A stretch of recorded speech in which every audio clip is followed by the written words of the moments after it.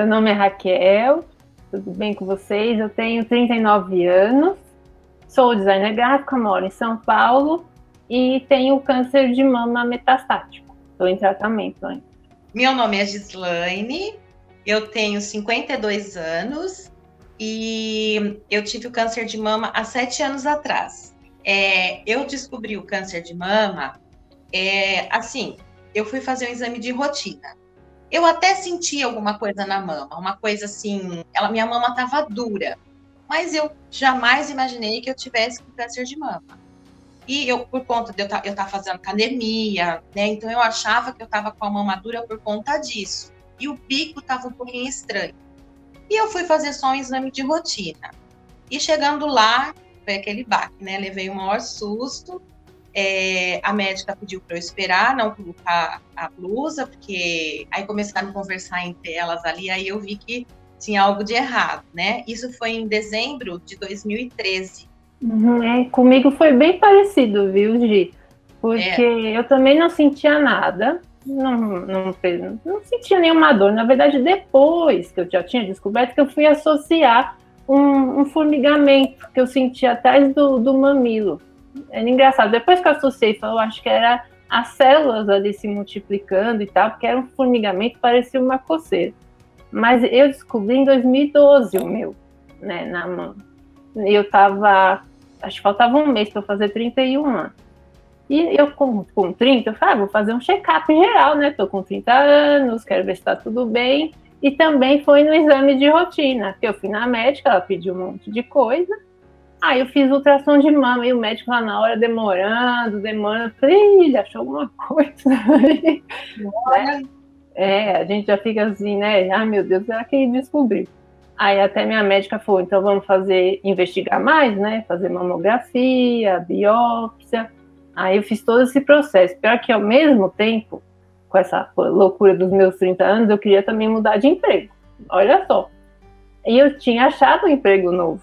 Eu trabalhava há 11 anos numa agência já, aí falei, eu quero mudar de emprego e tudo. Então foi junto o processo de descobrir dos exames e tudo, e eu procurando um emprego novo. E aí eu pedi demissão no dia que acho que eu fiz a biópsia, uns 2 dias antes da biópsia. Aí até meus pais falaram, você tem certeza que você vai pedir demissão? E se der alguma coisa, eu falei, imagina, não vai dar nada, não sinto nada. Eu falei, não é nada não, sabe, certeza que não era nada. E no fim era, né? Não teve jeito. E aí foi, porque aí eu fui num outro médico, né, no mastologista, e foi bem grosso. Eu não sei como a sua médica foi, o meu foi bem estúpido. Essa coisa da primeira vez é uma coisa assim, parece que eles têm que falar para você na lata, né? Isso.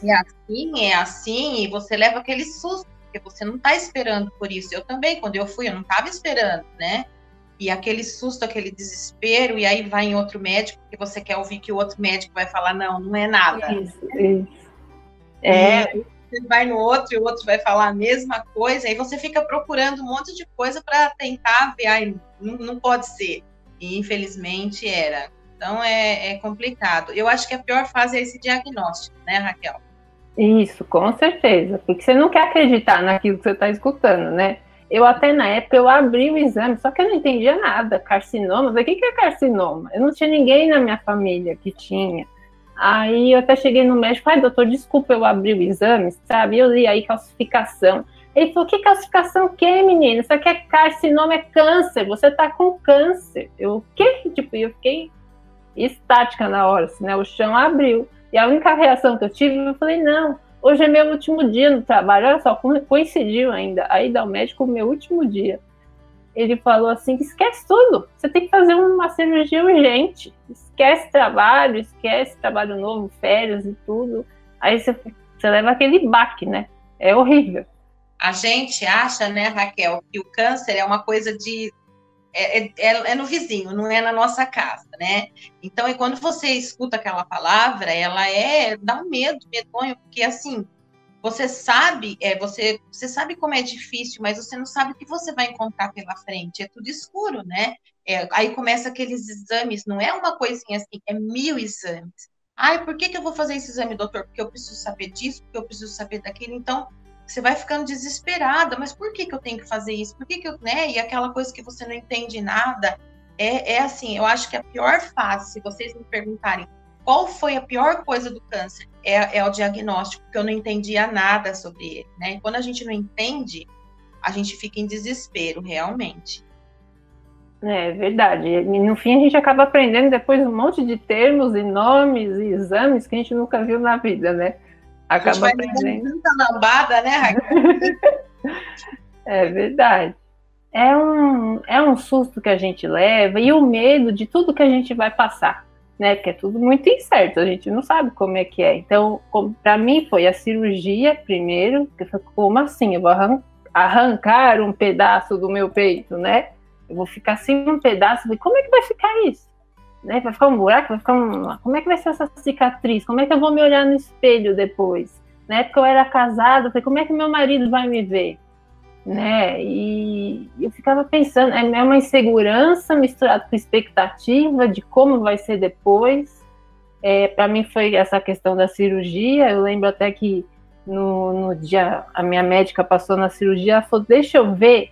Juro que eu fiquei sem respirar, assim, na hora que ela foi mexer, porque eu não queria ver aquilo, né? Eu tava assustada. Ela falou, calma, Raquel, calma, respira. Ela até saiu da sala um pouco, voltou depois. E aí depois eu acabei levando até de boa. Com relação à cicatriz, não me atrapalhou tanto, assim. E até depois eu fiz o desenho do mamilo, tal, com tatuagem, então eu vivo com ele de boa. E depois as questões da químio, né, o ficar careca. Acho que a primeira pergunta que eu fiz para o oncologista quando ele falou, você vai fazer tal químio, eu falei, e aí, o cabelo vai cair, né? Ele falou, vai. Que a nossa feminilidade, né, tá ali. É na moldura do nosso rosto, é o que a gente se olha no espelho todo dia e depois se olhar e não se ver, né? Porque a gente tá careca, sem sobrancelha, sem cílios, com a cara inchada redonda. Você fica assim, essa sou eu mesmo? Né? Acho que é o primeiro impacto, assim, né, que a gente recebe. Para você foi assim também? Eu estava numa fase da minha vida, assim, onde eu estava me achando, sabe? Assim, eu estava fazendo academia, eu estava com o cabelo bem comprido, sabe? Do jeito que eu queria, do jeito que eu sonhava. Então, eu estava numa fase muito boa da minha vida. Então, assim, quando eu descobri, né, a primeira coisa que eu perguntei pro médico, e ele falou assim para mim, é mastectomia. Aí eu nem entendi o que era essa palavra, né? Eu falei, o que é isso, doutor? Ele falou, mastectomia, você vai tirar a mama toda, porque o tumor ele já tinha 7 centímetros. Então, ele já tinha tomado tudo. Então, era uma coisa assim, correr contra o tempo, né? E aí eu fiquei assustada. Eu falei, como assim, doutor? Ele viu? Depois você coloca silicone, depois a gente vê isso. Agora a gente precisa tirar tudo. Mas eu vou te falar, Raquel, o que mais mexeu comigo não foi nem muito a mama, foi o cabelo. O cabelo, para mim, foi uma coisa assim que mexeu demais comigo. Eu não vou mentir, eu chorei 10 dias porque eu ia ficar careca. Foi uma coisa assim tremenda para mim, porque assim, eu pensava assim, a blusa, sei lá, eu coloco alguma coisa, eu disfarço, né? Mas o rosto, né, o cabelo tá ali. Então, assim, para mim, eu fiz meu marido me comprar uma prótese, e que hoje eu não aconselharia ninguém a usar, porque eu usei muito pouco, depois eu comecei a perceber que dali, daquela coisa ruim, eu poderia tirar muita coisa. Então, para eu ir para a quimioterapia, eu ia de salto alto, eu me maquiava, eu colocava uns lenços bem bacana, então eu comecei a me reinventar. Eu também fazia isso, assim, no começo, né, a hora que eu comecei a quimio, no dia seguinte eu já olhava pro travesseiro para ver se já tinha caído o cabelo. Falei, quando será que vai cair? Como é que é, né? Nunca tinha ficado careca também, eu sempre usei o cabelo, assim, para baixo do ombro. Aí, mas depois eu levei de boa também. Aí na quimio, foi engraçado que nessa época, aí no hospital, eu encontrei uma senhorinha. Ela falou assim, você vai começar o tratamento? Perguntou o que era. Aí eu falei, vó, quer uma dica? Toda vez que você vier para o hospital, se arruma, se maqueia e vem bem bonita. Põe um lenço bonito, põe uma roupa legal. Ela devia ter uns 80 anos, essa senhorinha. Ela falou assim, sempre que eu venho aqui no meu médico, quando ele me pergunta, a senhora tá bem? Ela respondeu para mim, melhor que o senhor, que está sentado o dia inteiro aqui nessa sala fechada e não está vendo a vida. Eu estou aproveitando a vida. porque o enfermeiro que colocava químio em mim, ele falou, olha, Gi, isso vai depender muito de você, tá? Uma boa porcentagem vai depender de você, da sua cabeça. Então, quando ele falou isso, eu falei, opa, se vai depender uma boa porcentagem da minha cabeça, então, peraí. Então, vamos lá. Então, é isso. Eu precisava descobrir qual era meu inimigo. Eu precisava conhecer o câncer para eu descobrir quem ele era, né, na minha vida. Tanto que eu falo, eu tive câncer, mas o câncer não me teve.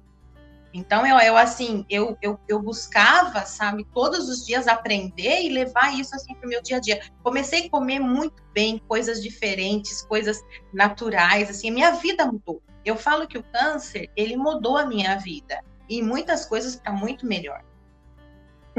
Com certeza, eu também. Acho que a gente começa a se enxergar de uma maneira diferente, né? Assim, a prestar mais atenção na gente e também realmente enfrentar a doença. Eu lembro também de muitas pessoas chegarem com aquele pensamento, às vezes para me visitar, ou tinham medo até de perguntar, e aí, como você tá? Né? As pessoas têm medo de chegar na gente. E aí eu lembro que chegou uma prima da minha mãe, com aquela cara já tipo, ai, coitada, vou visitar uma doente. E eu abri a porta, oi, tudo bem? Como é que você tá? Tipo, ela se assustou, sabe? Assim, ai, Raquel, eu vim aqui te consolar, mas você que tá me consolando. Né? Assim, a gente ouvia muito assim, nossa, nem parece que tem câncer. É uma coisa, né? Nossa, com que dizer, nossa, nem parece que tem câncer. Eu também. As pessoas achavam que iam me visitar e eu me encontrar deitada na cama. Eu nunca fiquei deitada na cama, a não ser quando a quimio estava pesada, naqueles 3 dias, né, que a gente fica... Mas eu sempre falava, eu estou deitada, falava para minha família, eu estou deitada porque a quimio está fazendo efeito no meu corpo, mas eu não tô mal, eu não vou morrer, eu não tô mal, calma, eu precisava pedir calma para eles em casa, né, porque eu sabia, como eu passava pela psicóloga na oncologia, então eu sabia tudo que estava acontecendo comigo, então assim, aí vai virando uma coisa que você não tem medo, você sabe o que você está enfrentando.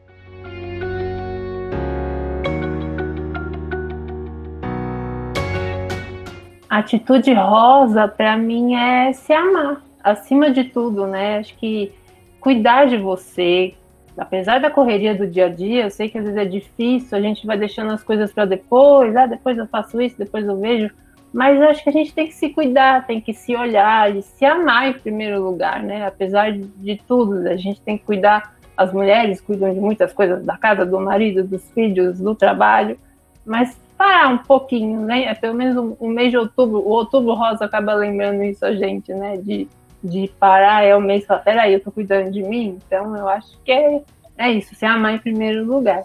Atitude rosa, para mim, é se amar, é se cuidar, é uma mobilização mundial, né? Quando você olha aquela coisinha rosa, você fala assim, epa, peraí, tá tudo bem aqui comigo, eu tô me cuidando. É assim, é uma conscientização. Então é bem bacana, sabe? Você se cuidar mesmo, você saber que você não está deixando para depois, porque quanto mais cedo você se cuidar, você perceber aquilo, mais chances de cura você tem. Então é muito importante esse outubro rosa. Para mim é conscientização. Eu penso assim, a gente tem que ter fé, a gente tem que ter força e encarar a doença. Né? A primeira coisa é você encarar e você entender. Depois disso, você vai levando. Aí você consegue.